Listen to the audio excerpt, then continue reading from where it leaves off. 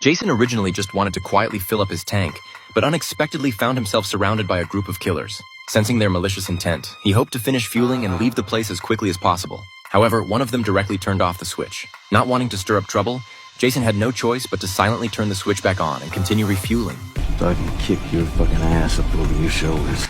A few days earlier, Jason's daughter Mary was playing on the playground when a classmate suddenly snatched her hat. Mary asked him to return it, but the boy not only refused, but also pushed her to the ground. What are you gonna do then? Cry? Mary stood up and warned the boy, but he still wanted to get physical. As a result, she fought back and knocked him to the ground. Mary picked up her hat and left without looking back, while the boy's nose was bleeding profusely.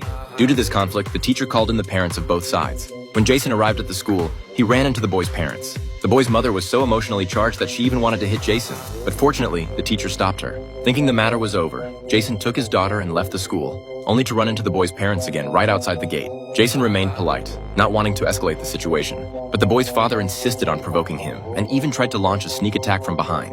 He ended up being subdued by Jason with a single move. Luckily, the sheriff arrived just in time to defuse the situation. You thought this was the end of it? Not quite. The cold glare Anna shot at Jason was the real spark that ignited the battle. The only reason she was so arrogant was because of her brother Sean. Sean was a notorious local gang leader, known for his ruthless methods. Anyone who crossed him rarely met a good end.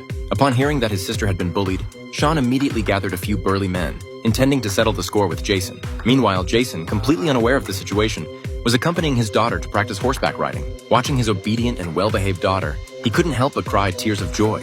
Since his wife's early passing, the father and daughter had been depending on each other and had a deep bond. The next day, when Jason dropped his daughter off at school, the teacher informed him that the father of the boy from yesterday had been hospitalized. Realizing that he might have been too heavy-handed, Jason personally went to the man's workplace to apologize and offered to treat him to KFC the following day.